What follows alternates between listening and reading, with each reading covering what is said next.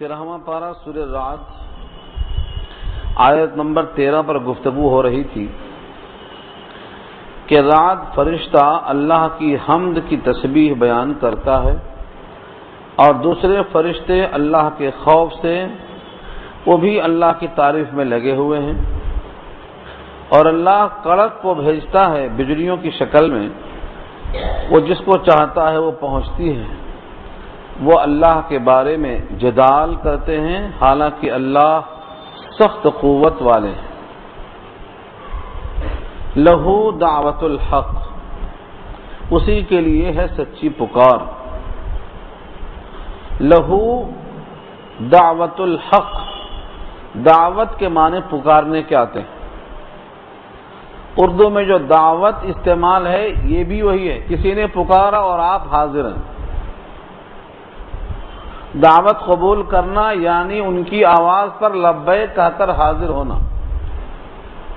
لہو دعوت الحق، اسی کے لیے ہے سچی پکار۔ گزشتہ آیت میں یہ بحث ہو رہی تھی کہ فرشتہ چاہے اس کا نام رعد ہو یا اس کی آواز میں کڑکدار دھن ہو، اس واسطے اس کو رعد کہا جاتا ہو، یہ سب اللہ تعالی کی طرف سے متعین ہیں۔ جو کڑکدار بجلیاں آپ محسوس کرتے ہیں بارش کے موقع پر، یہ اس فرشتے کی آواز ہے جس کی کڑکدار بجلی والی آواز سے فرشتے بادلوں کو یہاں سے وہاں منتقل کرتے ہیں، اور پھر جہاں جتنا متعین کوٹا ہے اتنا بارش کا نزول ہوتا ہے۔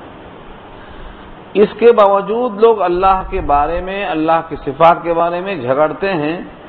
ان بادلوں میں جو آواز آتی ہے اس سے معلوم ہونا چاہیے کہ اس کی مخلوق میں جب ایسی آواز ہے تو خود اللہ کی قوت کا تمہیں اندازہ کیسے ہو سکتا ہے۔ یہ ہے شدید المحال۔ محال جس کے معنی آتے ہیں شدید قوت والا،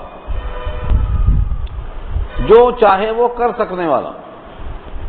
اسی لیے سچی پکار اللہ کی طرف، یعنی اس کی طرف سے جو دعوت ہے وہ سچی ہے، اور بقیہ جتنے لوگ دعوت دیتے ہیں اس کے علاوہ کی طرف ان تمام دعوتوں کو اللہ نے باطل کہا۔ اس کی ایک مثال دیا کہ جیسے کوئی پیاسا آدمی پانی کی طرف ہتھیلیاں پھیلا کر اور اپنا منہ کھول کر بس اشارہ کرتا ہو کہ یہ پانی اچھل کے منہ میں آ جائے، وہ ہمیشہ اسی طرح اپنے ہتھیلیاں پھیلا کر پانی کی طلب میں منہ کھولے ہوئے کھڑا رہے، پانی اچھل کر منہ میں آنے والا نہیں ہے۔ اللہ کے سوا جن جن کی طرف دعوت دی جاتی ہے ان کا یہی حال ہے کہ وہ آپ کی فریاد کو پہنچنے والے نہیں ہیں۔ یہ ہے تمثیل۔ لہو دعوت الحق، لہو کو مقدم کرنے سے ہی پیدا ہوا، اسی کے لیے ہے سچی پکار، سچی دعوت۔ ترجمہ دعوت کا ہم پکار کرنے سے ہلکا ہو جا رہا ہے۔ اسی کے لیے ہے سچی دعوت۔ حق مانے سچ اور دعوت مانے دعوت، تو اسی کے لیے سچی دعوت ہے۔ اس پر وہ حدیث میں نے آپ کو سنایا تھا، دعوت اللہ کی سچی ہے اور سچے آدمی نے اس کی خبر دی ہے، اور سچوں نے اس کی تصدیق کی ہے، اور سچوں نے ہی اس کی اتباع کی ہے، اور سچوں نے ہی اس سے فائدہ اٹھایا ہے۔ یہ سب ایک حدیث کا اشارہ ہے۔ سید بنا دارن وصنع مطعما، ایک سردار نے گھر بنایا اور گھر تیار ہونے کے بعد کھانا تیار کیا، اور کھانا تیار ہونے کے بعد ایک داعی کو بھیجا کہ لوگوں کو بلا کر لاؤ۔ اس بلانے والے کو جنہوں نے سچا سمجھا، اعتماد کیا، پیچھے پیچھے چلے آئے، گھر میں داخل ہوئے، کھانا کھایا، اور مالک مکان خوش ہوا کہ آپ نے ہماری دعوت پر لبیک کہا، آپ کے آنے کا شکریہ۔ فرمایا وہ گھر جنت ہے اور سردار اللہ خود ہیں، اور بلانے والے سید الانبیاء محمد صلی اللہ علیہ وسلم ہیں، اور جن لوگوں نے آپ کی دعوت پر سچائی کے ساتھ ایمان قبول کیا وہ سب آپ کے پیچھے چلنے والے ہیں، یہ سب آپ کے ساتھ دسترخوان سے فیضیاب ہوں گے، اور مالک مکان یعنی اللہ کی ذات سے ان کے لیے رضامندی کا دائمی اعلان ہونے والا ہے۔ اگلی آیت میں وہ آ رہا ہے۔ حسنہ یعنی اللہ کی زیارت، اللہ رب العزت ان کو اتنا دیں گے کہ وہ راضی ہو جائیں گے۔ تو سچی دعوت اللہ کی ہے، اور اللہ کے غیر جتنے بلاتے ہیں ان کا حال والذین یدعون من دونہ، اور وہ لوگ جو بلاتے ہیں ان کے علاوہ میں سے کوئی بھی ہو غیر خدا، لا یستجیبون لہم بشیء، نہیں قبول کر سکتے ہیں ان کی درخواست کچھ بھی، الا مگر کا باسط کفیہ، کاف مانے تشبیہ کے واسطے آتا ہے جیسے، اور باسط کے معنی کھولنے والا، اور کفین دونوں ہتھیلیاں، کفین کے بعد اضافت آئی تو وہ نون گر گیا، کفین سے نون گر گیا، کفے ہے بچا، اپنی دونوں ہتھیلیاں کھولے ہوئے ہیں پانی کی طرف۔ کیوں کھولے ہوئے ہیں؟ الالماء، پانی کی طرف ہتھیلیاں کیوں کھولے ہیں؟ لیبلغ فاہ، تاکہ وہ پانی منہ میں آ جائے۔ کون سا عقل مند کہے گا کہ یہ پانی آ جائے گا؟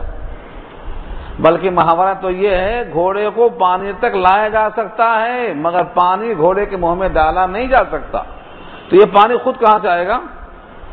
لیبلغ فاہ، کھڑا ہے تاکہ پانی منہ میں آ جائے۔ اللہ تبصرہ فرماتے ہیں وما ہوا ببالغہ، حالانکہ وہ پانی اس کے منہ میں پہنچنے والا نہیں۔ جس طرح یہ پانی خود سے منہ تک نہیں آئے گا، ایسے ہی کسی کی دعوت دوسرے لوگ قبول کرنے کی طاقت نہیں رکھتے ہیں، ان کی دعوت اس وقت پوری ہوگی جب اللہ تعالیٰ فیصلہ کریں۔ اس لیے اللہ کی دعوت پر لبیک کہو، اور اللہ کے غیر کی دعوت کو ایسا ہی بے بس سمجھو، یہ واضح کیا اللہ نے۔ وما دعاء الکافرین الا فی ضلال، اور کافروں کی پکار تو صرف گمراہی ہے۔ دعا کے معنی، دعا یدعو کے معنی پکارنے کے آتے ہیں۔ دعاء الکافرین، کافروں کی پکار، کافروں کی دعا نہیں، کافروں کی پکار۔ کیونکہ کافر آدمی دعا کیوں کرے گا؟ کافر دعا نہیں کرتا، اگر کرتا ہے تو وہ ایک سے نہیں کرتا بلکہ کئی لوگوں سے کرتا ہے، مشرک ہو کر دعا کرتا ہے۔ ہاں، کافر کی دعا نہیں، بلکہ کافر اگر مظلوم ہے تو اس کی دعا قبول ہوتی ہے۔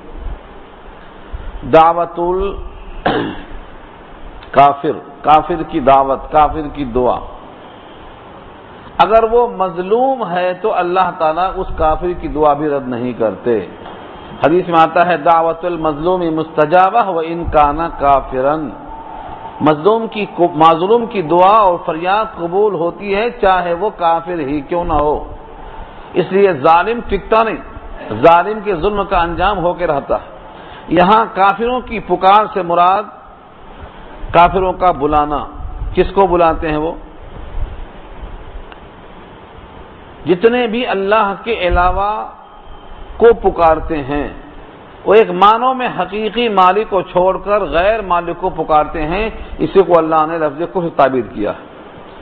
اور ان کا پکارنا الا فی ضلال، محض بے اثر ہے، صرف گمراہی ہے، کیونکہ پانی کی طرح اچھل کر وہ آنے والے نہیں ہیں۔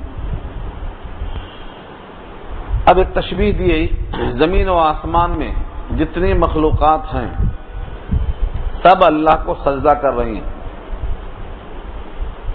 جتنی زمین و آسمان میں مخلوقات ہیں سب سجدہ کر رہی ہیں، ان کے درمیان باہم سجدہ کرنے میں کوئی اختلاف نہیں ہے۔ سورہ حج کی آیت میں اللہ نے کہا الم تر ان اللہ یسجد له من فی السماوات ومن فی الارض والشمس والقمر والجبال والنجوم والجبال والشجر والدواب وکثیر من الناس، یہ سب سجدہ کر رہے ہیں۔ تم کو نہیں معلوم زمین و آسمان میں کتنی مخلوقات ہیں؟ شمس و قمر، پتھر اور جتنے پہاڑ، یہ سب سجدہ کر رہے ہیں۔ ان کے سجدہ کرنے کی کیفیتیں الگ الگ ہیں لیکن سب سجدہ کر رہے ہیں۔ یہ بے شعور ہو کر بھی سجدہ کرنے میں متفق ہیں۔ اور اس آیت سے پہلی والی آیت میں کہا کہ جتنے لوگ ہیں ایمان والے، یہودی، مجوسی، سابئی، مشرکین، یہ سب باہم باشعور کتاب والے مذہبی ہو کر آپس میں لڑ رہے ہیں، اللہ ان کے درمیان فیصلہ فرمائیں گے، اللہ ہر شے پہ نگہبان ہے۔ یعنی یہ باشعور ہو کر بھی اللہ کی عبادت میں اختلاف رکھتے ہیں، اور وہ بے شعور ہو کر بھی سجدہ کرنے میں اتفاق رکھتے ہیں۔ یعنی اللہ تعالیٰ نے جس مخلوق کو ان کی فطرت کے لحاظ سے تکوینی طور پر ایسا پیدا کر دیا ہے کہ یہ اطاعت ہی کریں، وہ تو حالت اضطرار میں اطاعت ہی کریں گے، طوعاً و کرہا، خوشی سے کریں کہ زبردستی کریں۔ لیکن انسانوں کو اللہ نے شعور بخشا ہے، اس واسطے یہ اپنے شعور کا استعمال کرتے ہیں کہ عمدن اپنے اختیار کا غلط استعمال کرتے ہیں، اور اللہ کے غیر سے وہ کام کرتے ہیں جو اللہ کا حق ہے، یعنی اللہ سے ہی مانگنا اللہ کا حق ہے۔ اس آیت میں اشارہ اسی کی طرف، وَلِلَّهِ يَسْجُدُ، اور اللہ ہی کے لیے سجدہ کرتے ہیں۔ ہر ایک کا سجدہ الگ الگ ہے۔ من فی السماوات والارض، جتنی مخلوقات آسمانوں میں اور زمین میں ہیں سب سجدہ کرتے ہیں۔ یہ سورہ حج کی اس آیت میں کہا ہے اللہ نے، سورج کا سجدہ اس کی انداز پہ ہے، اس کا چلتے رہنا اپنے محور میں اس کا سجدہ ہے۔ چاند کا سجدہ اس کی منزلیں طے کرنا اس کا سجدہ ہے۔ بھینس کا سجدہ ہے، اس کو دودھ دینے پر مامور کیا ہے، وہ دودھ دیتے ہی رہنا اس کا سجدہ ہے۔ ہر مخلوق جس کو اللہ نے جس کام پہ لگایا ہے اس کام پہ لگے رہنا یہ اس کا سجدہ ہے، اس کی اطاعت ہے۔ لیکن یہ انسان اس سے سبق حاصل کرنے کے بجائے اللہ کے غیر سے سجدہ کر کے اپنے جنسی تسکین کو پورا کرنا چاہتا ہے، یعنی مانگنے کی ہوس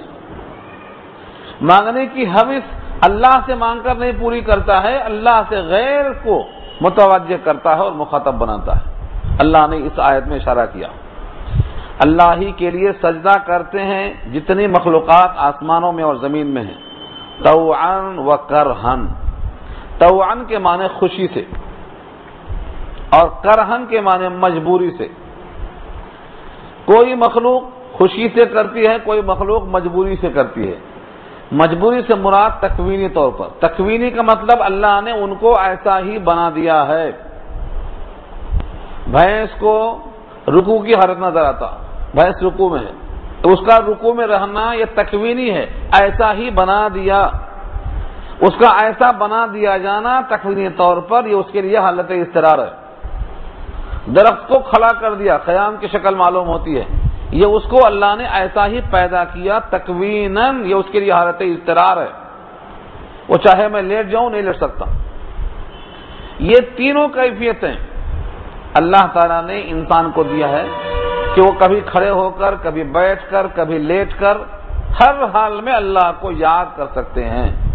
الذین یذکرون اللہ قیاما وقعودا وعلی جنوبہم، لیٹ کر، بیٹھ کر، کھڑے ہو کر۔ لیکن یہ مخلوقات میں اللہ نے ان کو تکویناً ایسا پیدا کیا ہے، تو کسی کا سجدہ خوشی کے ساتھ ہے اور کسی کا مجبوری کے ساتھ ہے، یعنی حالت اضطرار اور تکوین کے ساتھ ہے۔ اللہ نے کہا آسمان اور زمین سے پوچھا، سوال کیا، ایتیا طوعا او کرہا، اطاعت کرو تم دونوں خوشی سے یا اضطرار سے؟ قالتا اتینا طائعین، کہا ہم تو اطاعت کریں گے خوشی سے۔ تو آسمان اور زمین خوشی سے اطاعت کریں گے، یعنی مخلوقات میں سے اللہ نے جن جن کو مخاطب کیا سب کے سب تکویناً اللہ کو سجدہ کرتے ہیں۔ لیکن انسان کا یہ حال ہے کہ یہ اپنے اختیار کا غلط استعمال کرنا چاہتا ہے۔ وَظِلَالُهُمْ، جتنی مخلوقات ہیں سب خوشی سے یا مجبوری سجدہ کرتے ہیں، اور ان تمام کے سائے، ظلالہم، ظلال کے معنی سائے، ظلن کے معنی سایہ واحد ہے، یہ ظلال اس کی جمع آتی ہے۔ اور فرمایا جتنی مخلوقات ہیں ان کے سائے جو زمین پر پڑتے ہیں یہ در حقیقت ان کا سایہ زمین پہ جو پڑتا ہے یہ ان کا اپنا سجدہ ہے. سائے بھی سجدہ کرتے ہیں. اس آیت کی وضاحت کی اللہ نے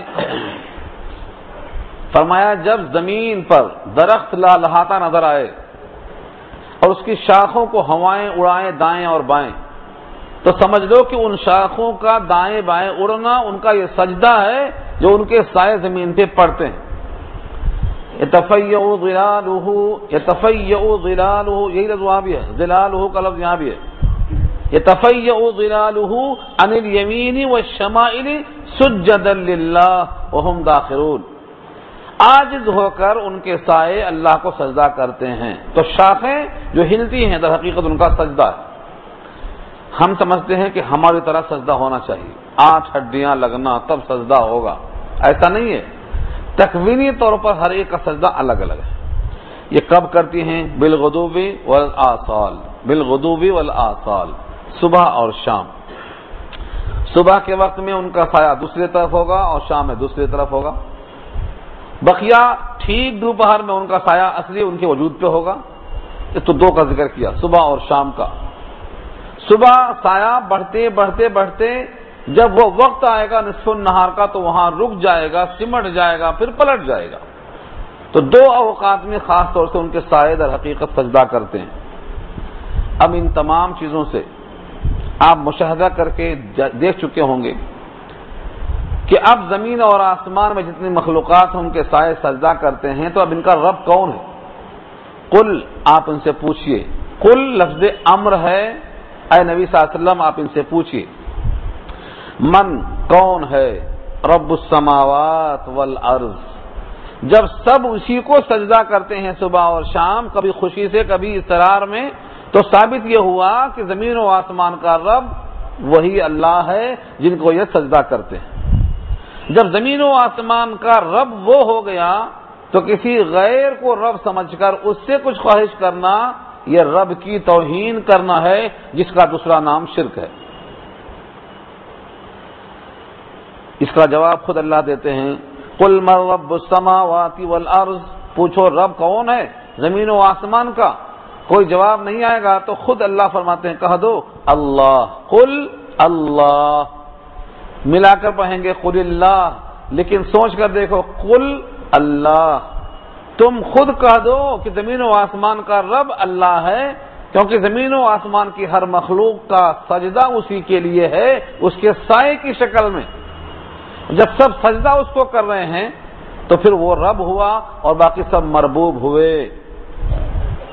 جب سب کا رب اللہ ہوا تو اے اللہ کے غیر سے مانگنے والو, قل تم یہ بتاؤ, افاتخذتم من دونہ اولیاء, کیا تم نے بنا لیا ہے اللہ کے علاوہ سے ایسے دوست. اولیاء جمع ہے, اس کا واحد ہے ولی. ولیون کے معنی دوست, اولیاء اس کی جمع ہے. کیا تم نے اس کے علاوہ ایسوں کو دوست بنا لیا ہے جن کا حال یہ ہے لا یملکون لانفسہم نفعا ولا ضرا, وہ مالک نہیں ہے خود اپنی ذات کے لیے بھی نفع کے حق میں اور نقصان کے حق میں. دیکھیے نفعن اردو میں استعمال ہے اور ضررن بمعنی ضررن, نقصان اور نفع. خود اپنی ذات کے لیے جب وہ مالک نہیں ہیں تو تمہاری ذات کے واسطے مالک کیسے ہو سکتے ہیں؟ تم نے ایسوں کو دوست کیوں بنا لیا؟ یہ سوال ہے. اب یہاں سے اللہ تعالیٰ نے تشبیہ دی ہے. کچھ لوگ اللہ کو رب مانتے ہیں, کچھ اللہ کے غیر کو رب مانتے ہیں. جو اللہ کو رب مانتے ہیں تو ایسے کو رب مانتے ہیں جس کو ہر مخلوق سجدہ کرتی ہے, جو ہر شے پہ قادر ہے, جو نفع نقصان دینے پر قادر ہے. اور جو اللہ کے غیر کو دوست بناتے ہیں وہ اپنی ذات کے واسطے بھی نفع نقصان کے مالک نہیں ہیں اور وہ ہر چیز پر قادر نہیں ہیں. تو ان دونوں کی تشبیہ کیسی ہوگی؟ جیسے گویا کہ ایک آنکھ والا ایک بغیر آنکھ والا. جو اللہ کو رب مانتا ہے یہ آنکھ والا ہے, جو اللہ کے غیر کو رب مانتا ہے یہ بغیر آنکھ والا ہے. آنکھ والا دیکھ کے راستے پر چلتا ہے اور بغیر آنکھ والا کبھی راستے پہ ہوتا ہے کبھی گڑھے میں ہوتا ہے, ٹھوکر لگتی ہے. تو ان دونوں میں کتنا بڑا فرق ہے. جیسے رات کی تاریکی میں اور دن کے اجالے میں فرق ہے، اتنا بڑا فرق ہے۔ اللہ خود فرماتے ہیں قل، اے نبی صلی اللہ علیہ وسلم آپ فرمائیے، هل يستوي الاعمى والبصير، کیا دونوں برابر ہیں؟ یستوی برابر ہیں، استوا کے معنی ٹھیک ٹھیک ہونا، برابر سرابر ہونا۔ یستوی الاعمى والبصیر، آنکھ والے اور اندھے دونوں برابر ہیں، یعنی جو رب کو رب کہتے ہیں وہ آنکھ والے ہیں، جو غیر رب کو رب مانتے ہیں وہ بغیر آنکھ والے ہیں، اتنا بڑا فرق ہے۔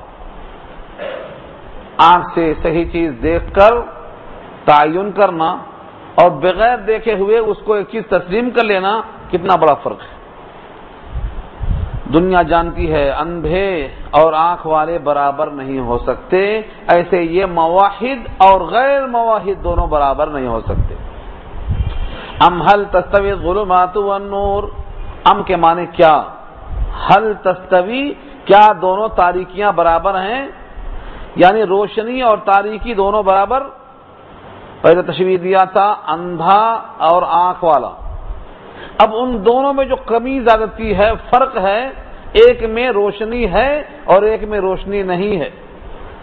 اب اس کی تشبیہ دیا، ایک تاریکی میں ہے ایک روشنی میں ہے، دونوں میں اتنا بڑا فرق ہے، یعنی اندھے میں روشنی نہیں ہے اور آنکھ والے میں روشنی ہے، تو جہاں روشنی ہے وہ نور ہے، جہاں روشنی نہیں ہے وہ ظلمت ہے۔ کیا ظلمت اور نور برابر ہو سکتے ہیں؟ ام هل تستوی الظلمات والنور، دونوں برابر نہیں ہو سکتے۔ ام جعلوا للہ شرکاء خلقوا کخلقہ فتشابہ الخلق علیہم، اس آیت میں ایک دلیل پیش کیا اللہ نے، ام جعلوا للہ شرکاء، یا انہوں نے اللہ کے لیے شریک بنائے، کیا انہوں نے اللہ کے لیے شریک بنائے اور ان شریکوں نے کچھ دنیا میں پیدا کیا، جیسے اللہ نے تمام مخلوقات کو پیدا کیا، تو اللہ کی تخلیق اور ان کی تخلیق دونوں گڈمڈ ہو گئی، اس لیے خلط ملط ہو گیا، کبھی اس کو خالق کہہ دیا کبھی اس کو خالق کہہ دیا۔ کیا ایسا ہے؟ یعنی یہ بھی شکل باطل ہے۔ اللہ تعالیٰ نے ہر چیز کو پیدا کیا، خالق کل شیء، اللہ خالق کل شیء، اللہ نے ہر چیز کو پیدا کیا، اور اس کے علاوہ جن کو شریک کیا گیا انہوں نے کچھ بھی پیدا نہیں کیا، ایک نے سب کچھ پیدا کیا ایک نے کچھ بھی پیدا نہیں کیا، تو دونوں میں متشابہ کیسے لگا؟ یہ سوال کیا گیا۔ ام جعلوا للہ شرکاء، کیا بنایا انہوں نے اللہ کے لیے شریک، خلقوا، جنہوں نے پیدا کیا ہو تخلیق کی ہو، کا خلقہ، اللہ کے تخلیق کی طرح، فتشابہ الخلق علیہم، پس مشابہ ہو گیا ہو تخلیق کرنا لوگوں پر۔ یہ بھی جب باطل ہے، قل، تو آپ کہیے اللہ خالق کل شیء، اللہ ہر چیز کو پیدا کرنے والے ہیں، یہاں تک کہ تمہارے عمل کو بھی۔ اللہ ہر چیز کو پیدا کرنے والے ہیں یہاں تک کہ تمہارے عمل کو بھی، یعنی تم نے اپنے ہاتھوں سے جن بتوں کو تراش کر خدا بنا لیا ہے، تمہارا یہ عمل جن ہاتھوں سے ہوا ہے یہ بھی اللہ کی تخلیق ہے، وہ بھی اللہ کی مخلوق ہے۔ واللہ خلقکم وما تعملون، تم کو بھی اللہ نے پیدا کیا ہے اور تمہارے اعمال کو یعنی بت تراشنے کو بھی تمہارے ہاتھوں سے اللہ نے تخلیق کروایا۔ تم اللہ کی مخلوق ہو، وہ تمہاری مخلوق ہے، تو بالواسطہ تم سے اللہ نے اس کو وجود بخشا۔ تو تم ایک طرف دیکھتے ہو کہ اللہ ہر شے کا خالق ہے، اور ایک طرف وہ دوسرا ہے وہ سراپا مخلوق ہے، اس نے کسی کو پیدا نہیں کیا۔ وَهُوَ الْوَاحِدُ الْقَهَّارُ، اور وہ اکیلا ہے، زبردست ہے۔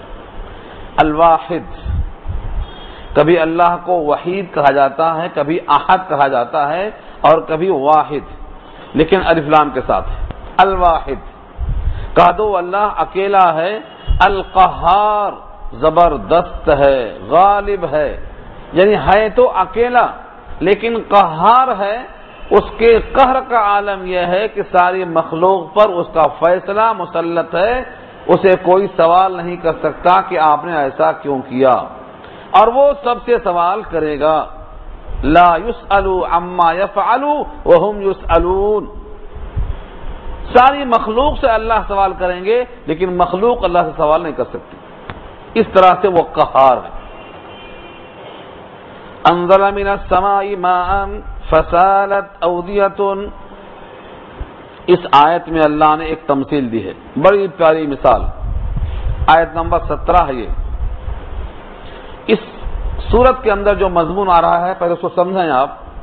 اللہ تعالیٰ نے آسمان سے پانی برسایا، اور جب پانی برسا تو جتنے ندی نالے وادیاں ہیں سب پر ہو گئی، بھر گئی سب کے سب، جس میں جتنا ظرف اور گنجائش تھی اس نے اپنے آپ کو بھر لیا، آسودہ کر لیا۔ لیکن آپ دیکھتے ہیں کہ ایسے موقع پر جو کچرا ہے وہ اوپر تیرتا ہے، ایسا معلوم ہوتا ہے کہ اس کو برتری اور فوقیت مل گئی۔ پانی آسمان سے برسا زمین کو سیراب کرنے کے لیے، سب وادیاں نالے سب سیراب ہو گئے، بھر گئے، لیکن کچرا ان کے اوپر تیر رہا ہے۔ ایسا معلوم ہو رہا ہے کہ یہ خس و خاشاک کو تفوق برتری مل گئی ہے، اور وہ کچرے جو ہواؤں سے ادھر ادھر جا رہے تھے وہ سب اوپر آ گئے۔ لوگوں کی نگاہیں دیکھتی ہیں تو کیا سمجھ میں آتا ہے؟ سونار جن کچروں کو جلا کر اپنا سونا گرم کرتا ہے اور زیور تپاتا اور بناتا ہے، یہ کچرے اور یہ ملبے سب اوپر آ کے نکل کے آگے، لگتا ہے کہ ان کا ڈومینیشن ہے، ان کی فوقیت ہے، ان کا غلبہ ہے۔ آج دنیا میں بھی باطل کا ایسا ہی غلبہ ہے، جس کی بنیاد پر لوگ سمجھتے ہیں ارے یہی حق ہے شاید۔ اللہ فرماتے ہیں یہ کچھ دن کا غلبہ، یہ کچرا کی طرح غلبہ ہے، جس طرح کچرا کچھ دن کے بعد صاف ہو جائے گا اور جو نفع دینے والی چیز ہے وہ باقی بچے گی، باقی سب خش و خاشاک اڑ جائیں گے۔ حقیقت میں یہی حال ہے کہ جو نور ایمان ہے جو نظر نہیں آتا، اس کی بنیاد پر دائمی راحت ملنے والی ہے، اور یہ عارضی فوقیت، عارضی غلبہ دنیا میں چلنے پھرنے سے دھوکہ ہو رہا ہے، ادھر حقیقت اسی کچرے کے مانند ہے۔ اب آیت کے الفاظ دیکھیے۔ اب انزل من السماء ماء، اتارا آسمان سے پانی، فسالت بہ پڑے، اودیۃ، وادی کی جمع اودیہ ہے۔ وادی کہتے ہیں دو پہاڑوں کے بیچ میں جو نشیبی علاقہ ہوتا ہے اس کو وادی کہتے ہیں، جیسے وادی لولاب کشمیر کا نام ہے، علامہ انور شاہ کے علاقے کا نام تھا وادی لولاب۔ تو وادی کی جمع اودیہ آتی ہے، بہ پڑے وادیاں، بقدرہا اپنی اپنی حیثیت سے، بقدرہا اپنی اپنی مقدار سے، جس میں جتنا گنجائش ہے اتنا پانی لے کر بھر لیا، باقی بہ پڑا۔ گلاس چھوٹا ہے جلدی بھر جائے گا، جگ ذرا بڑا ہے دیر میں بھرے گا، لیکن بھرنے کے بعد ہر ایک کو بہانا ہے۔ بقدرہا سے مراد یہ ہے ہر ایک اپنے اپنے ظرف کے مطابق بھر کر سب کے سب بہ پڑے۔ فاحتمل السیل، فاحتمل السیل، اب بہاؤ نے پانی کے لاد لیا، زبدن، زبدن کے بعد الرابیہ، خس و خاشاک، زبدن اوپر کا کچرا، الرابیہ جو جھاگ اوپر کے آ جاتے ہیں، یہ سب دونوں چیزوں کو، تو ایک تو جھاگ ہے، ایک پانی کا بلبلہ ہے، ان خس و خاشاک کو اوپر اوپر دکھایا جا رہا۔ وَمِمَّا يُوقِدُونَ، اور وہ چیزیں بھی جس سے جلاتے ہیں، علیہ فی النار، آگ میں جس پر رکھ کر زیور تپاتے ہیں، کیوں؟ ابتغاء حلیہ، زیور کو بنانے کے لیے، زیور کو تلاش کرنا یعنی بنانا۔ زیور کو بنانے کے لیے ہلکی ہلکی آنچ دینے کو کچرا رکھا جاتا ہے تاکہ آگ تیز نہ ہو اور دھیرے دھیرے یہ گرم ہو اور کہیں ضائع نہ ہو جائے۔ اس طریقے سے وہ کچرا، وہ بلبلہ، وہ سب اوپر آ جاتا ہے۔ شاعر نے شاید یہیں سے لیا ہے، حباب بحر کو دیکھو یہ کیسے سر اٹھاتا ہے، تکبر وہ بری شے ہے کہ فوراً ٹوٹ جاتا ہے۔ تو حباب بحر بھی اوپر آیا تھا، فوقیت، یہ کچرا بھی اوپر آیا، فوقیت، یہ نالے کے اوپر جتنے بھی آپ کو خس و خاشاک دیکھتے ہیں سب کے سب فوقیت۔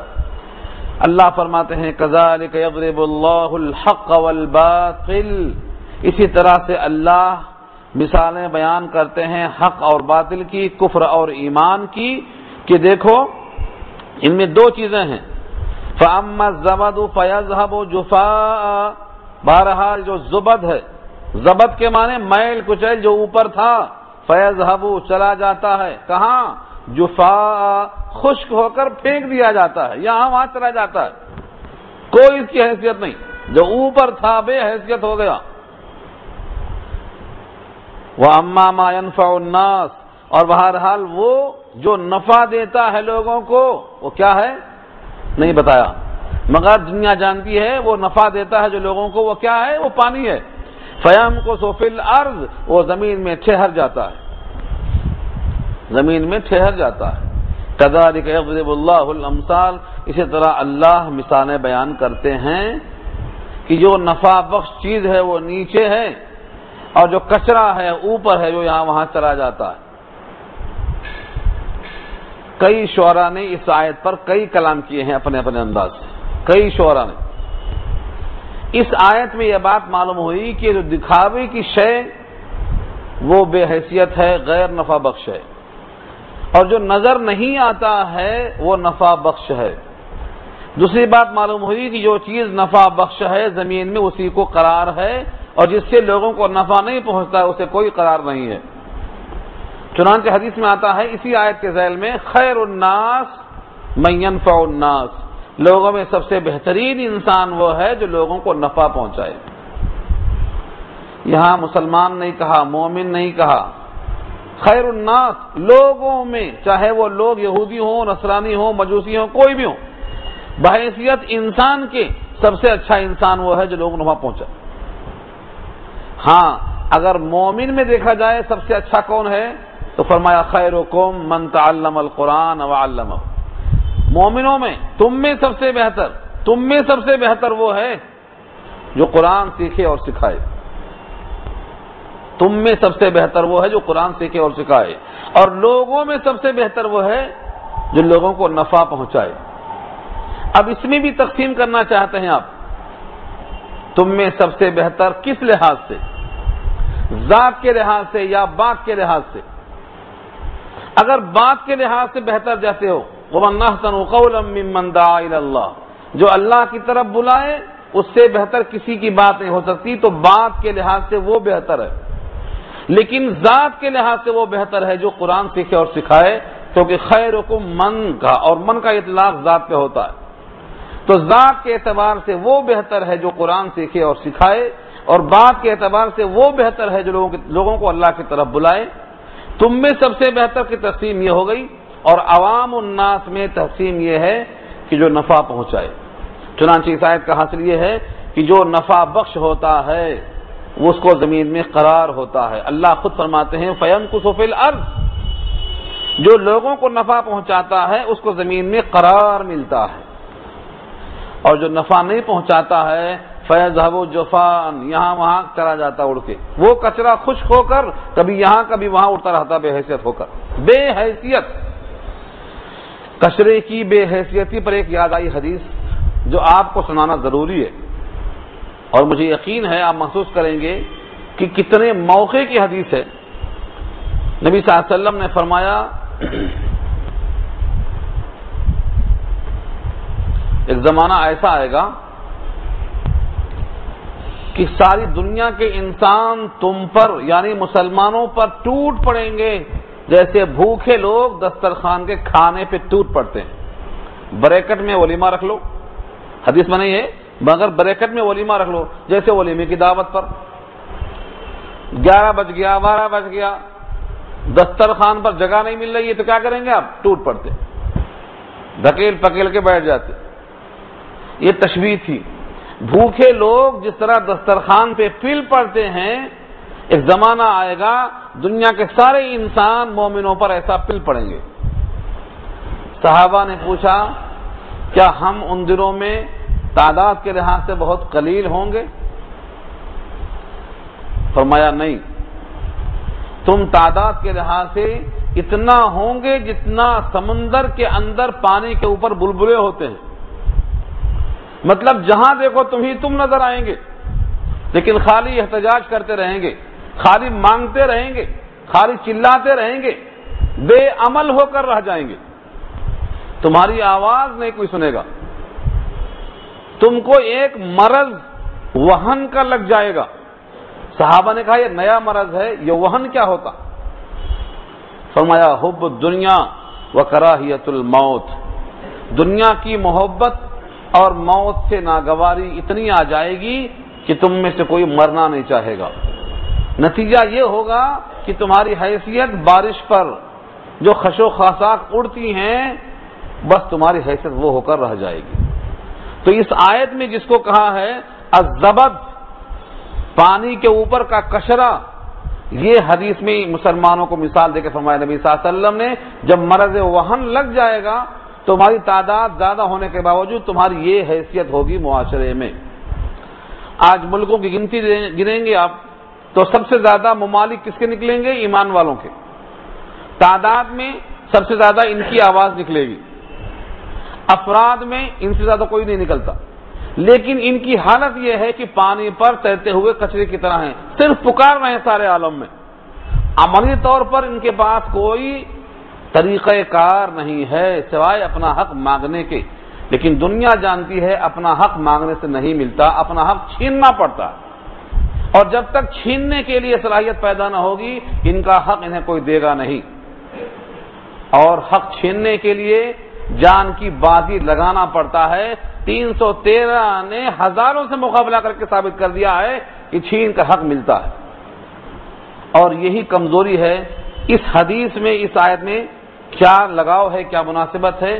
تو یہاں اللہ تعالیٰ نے پانی کے اوپر آنے والے کچرے کو بے حیثیت کہا، اور اس زمانے میں جب وہن لگ جائے گا تو مسلمانوں کی یہ حیثیت ہو جائے گی، یہ تشبیہ دی گئی ہے۔ لہذا قرآن کریم کے ان جملوں سے معلوم ہوتا ہے کہ انسانوں کو نفع بخش ہونا چاہیے۔ یہ تو ہوا اس کا ظاہر، اس آیت کا ظاہری مضمون ہوا یہ۔ اب اس مضمون کا ایک باطن ہے، اس کی تشبیہ دیکھو آپ۔ انزل من السماء ماء، اللہ نے آسمان سے پانی برسایا، یعنی اللہ تعالیٰ نے آسمان سے وحی الہی کی شکل میں قرآن برسایا۔ تشبیہ ہے، قرآن برسایا۔ جیسے پانی برستا ہے تو ہر زمین کے غلے نہیں ملتے آپ کو، بلکہ زمین کی 3 قسمیں ہوتی ہیں۔ ایک زمین ہے بنجر، جس پہ کوئی کاشت نہیں ہوتی ہے، کتنا ہی پانی برس جائے وہ بنجر کی بنجر زمین، نمکین اور کھاری۔ اور ایک وہ زمین ہے جس کے اندر قوت نمو ہے، سبزہ اگلتا ہے۔ اور تیسری زمین وہ ہے، نہ وہ بنجر ہے نہ سبزے والی ہے، لیکن اپنے مقام پر پانی کا اسٹاک جمع کر لیتی ہے کہ لوگ آئیں اور فائدہ اٹھاتے جائیں سالوں اور برسوں۔ 3 قسم کی مثال دیا، فرمایا آسمان سے پانی کا برسنا قرآن کی شکل میں وحی کا آنا ہے۔ زمین پر 3 قسم کی زمین کا مطلب یہ ہے لوگ بھی 3 قسم کے ہوتے ہیں۔ ایک وہ جو بالکل بنجر ہیں، ان پہ قرآن کریم کی آیتوں کا کوئی اثر نہیں ہوتا، ان میں کوئی قوت نمو پیدا نہیں ہوتی، اور ایک وہ شکلیں ہیں جو قرآن کریم کی آیتوں سے استفادہ کر کے لہلہا اٹھتے ہیں، ان کا ایمان تازہ ہو جاتا ہے، ان کا قوت عمل بیدار ہو جاتی ہے۔ اور تیسرے وہ لوگ ہیں جو قرآن کریم کو ذخیرے کے طور پر محفوظ کر لیتے ہیں اور سارا عالم ان سے فائدہ اٹھاتا ہے۔ یہ 3 شکلیں جس طرح پانی کے برسنے سے ہیں، ایسے ہی 3 شکلیں وحی الہی کے اترنے سے بھی ہیں۔ لیکن نفع بخش وہی ہوتا ہے جو لوگوں کو فائدہ پہنچاتا ہے، اسی کو قرار ملتا ہے، یہ ثابت ہوتا ہے اس آیت سے۔ اللہ نے مثالیں دی ہیں، کذالک یضرب اللہ الامثال، اسی طرح اللہ بیان کرتے ہیں مثالیں لوگوں کے واسطے۔ اب آیت نمبر 18 میں ان دونوں کا انجام بیان ہو رہا ہے، جو پانی برسنے سے استفادہ کرتے ہیں اور جو استفادہ نہیں کرتے ہیں، جو قرآن کریم کے نزول سے فائدہ اٹھاتے ہیں اور جو فائدہ نہیں اٹھاتے ہیں، جو ایمان لاتے ہیں اور ایمان نہیں لاتے ہیں، ان دونوں میں نتیجے کے لحاظ سے کیا فرق ہوگا؟ فرمایا للذین استجابوا لربہم، ان لوگوں کے لیے ہے جنہوں نے قبول کیا اپنے رب کی پکار۔ کیا ہے؟ الحسنہ، حسنہ ہے، حسنہ ہا سین نون، حسنہ اردو میں استعمال ہے، حسنہ کہتے ہیں اس عورت کو جو حسین ہو، اس کو حسنہ کہا جاتا ہے، حسین اردو میں استعمال ہے۔ تو حسین سے حسنہ، حسنہ کا مصداق جنت ہے، کیونکہ اس سے زیادہ حسین اور کوئی چیز نہیں ہے، اس سے زیادہ حسین کا مقام کوئی اور نہیں ہے۔ تو جن لوگوں نے اپنے رب کی پکار پر لبیک کہا ان کے لیے حسنہ ہے۔ حسنہ کو اللہ نے ایک مقام پہ اور استعمال کیا ہے، فَأَمَّا مَنْ أَعْطَى وَاتَّقَى وَصَدَّقَ بِالْحُسْنَى، وہاں بھی حسنہ سے مراد یہی حسنہ ہے، جنہوں نے دیا اور پھر بھی ڈرے، ان کے لیے اللہ کے پاس حسنہ ہے۔ فَأَمَّا مَنْ أَعْطَى وَاتَّقَى وَصَدَّقَ بِالْحُسْنَى، تصدیق کی، حسنہ کی۔ حسنہ سے دو چیزیں مراد ہو سکتی ہیں، ایک تو حسنہ جنت ہے، اور نمبر دو جنت میں جانے کا ذریعہ یعنی لا الہ الا اللہ، یہ مراد ہے۔ تو کلمہ طیبہ کی تصدیق جنہوں نے کی وہ مراد ہے۔ تو حسنہ اللہ کا انتظام ہے، بہترین انتظام ہے۔ سوچو صحیح، دسترخوان اس ذات کا ہے جو سب سے بڑی ذات ہے، شدید المحال جہاں کہا گیا، کبیر المتعال کہا گیا۔ تو اللہ نے دسترخوان تیار کیا۔ دسترخوان کیسا ہوتا ہے؟ دسترخوان والے کی حیثیت سے اس کا دسترخوان وسیع اور طویل اور لذیذ اور عزیز ہوتا ہے۔ جنت کو اللہ نے کہا ہے دسترخوان ہے رحمان کا، نزلا من غفور الرحیم، نزل ہے یہ، دسترخوان ہے یہ مہمانی کا۔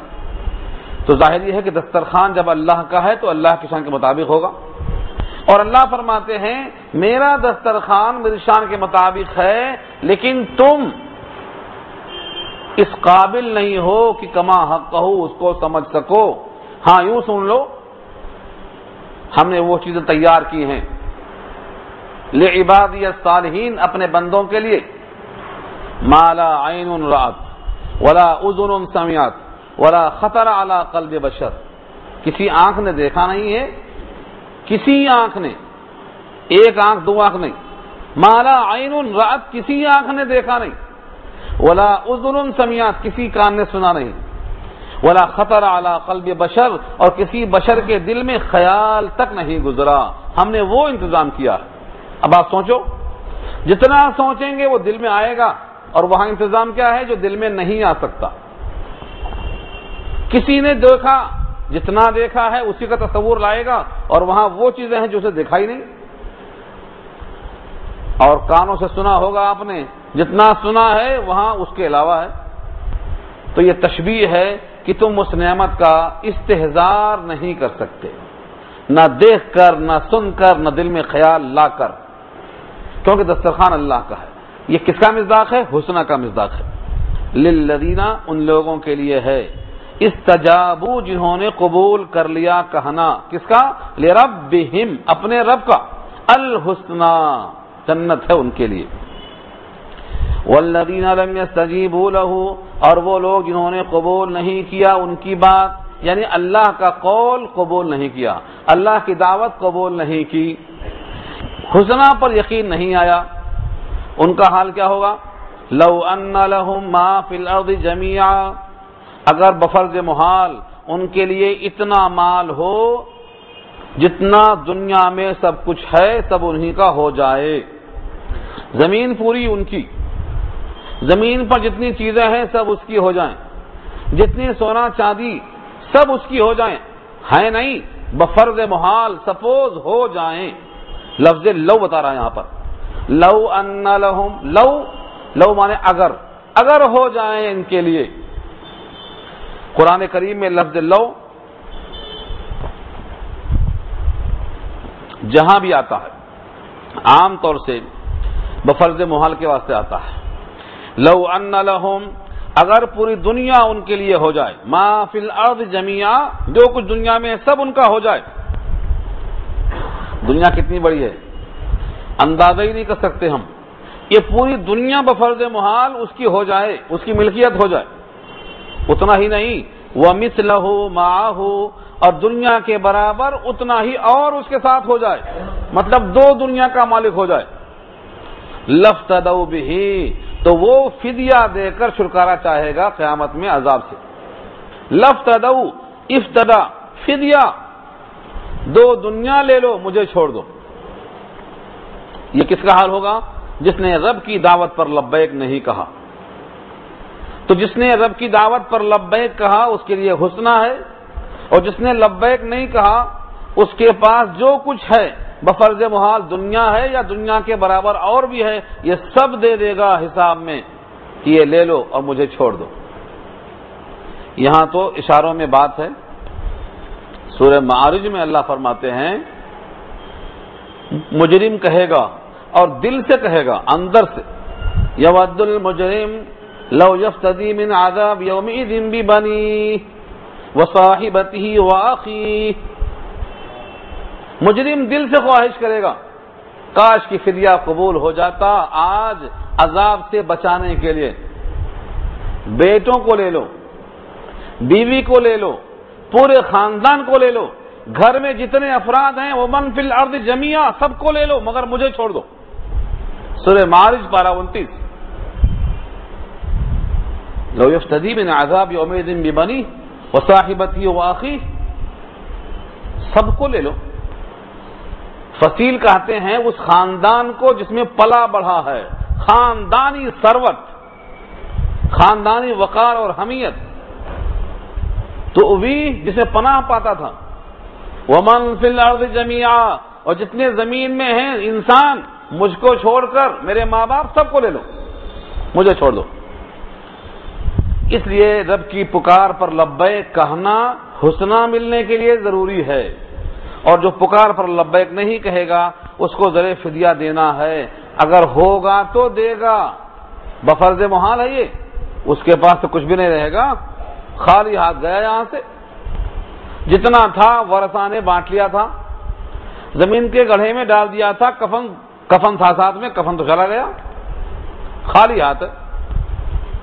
تو یہ ہے بفرض محال، یعنی اگر دنیا ہو، دنیا کے برابر ایک دنیا اور ہو، سب کو دے کر فدیہ میں دینا چاہے گا۔ اولئک لہم سوء الحساب، اولئک لہم سوء الحساب، ان کے لیے یہ برا حساب ہوگا۔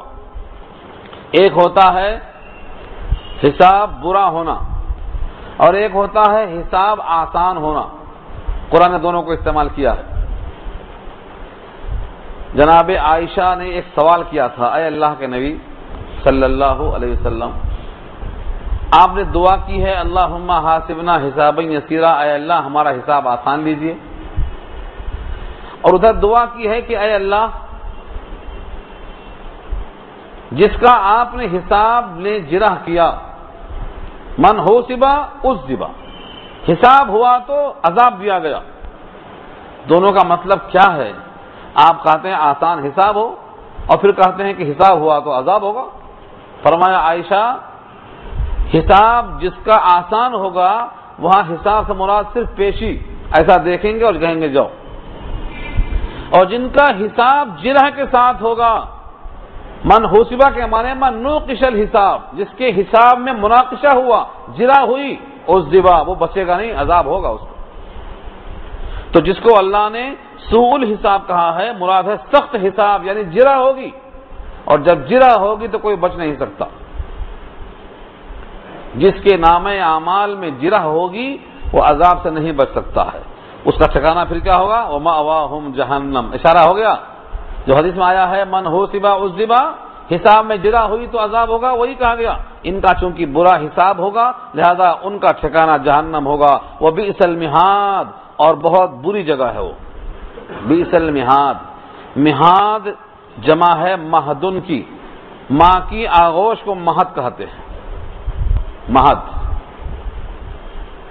مراد یہ ہے یہ بسترا، یہ قیام گاہ، یہ قرار گاہ بہت بری ہے، لہذا اس بری جگہ میں جانے کے واسطے کیا وجہ پیش آئی؟ برا حساب۔ اور برا حساب کی نوبت کیوں آئی؟ رب کی دعوت پہ اٹھیٹنا مٹھیٹنا، قبول نہ کرنا۔ اس لیے سب سے سچی دعوت اللہ کی ہے، اللہ کی دعوت میں قبول کرنے میں فائدہ ہی فائدہ ہے۔ چنانچہ جو اللہ کی دعوت قبول کر لے گا وہ مالک مکان ان سے راضی بھی ہوگا اور کبھی ناراض نہ ہونے کا وعدہ بھی کرے گا اور نعمتوں سے فیضیاب ہونے کا موقع بھی ملے گا، اور جو دعوت پر لبیک نہیں کہے گا ان نعمتوں سے محروم ہوگا، مالک ناراض ہوگا اور ہمیشہ ہمیشہ کے لیے اس دسترخوان سے محروم ہو جائے گا۔ اس لیے رب کی پکار پر لبیک کہنا یہ تقاضۂ ایمان ہے۔ آیت نمبر 18 پہ رکوع مکمل ہو گیا۔ اس رکوع کی تکمیل کے بعد ان کے اوصاف کا ذکر آئے گا کہ جو لبیک کہتے ہیں، رب کی آواز پر لبیک کہتے ہیں، ان کے اوصاف کیسے ہوتے ہیں، اور جو لبیک نہیں کہتے ان کے اوصاف کیسے ہوتے ہیں۔ ان اعمال کی ترازو میں ہم اپنے آپ کو تولیں۔ یہ گفتگو انشاءاللہ آئندہ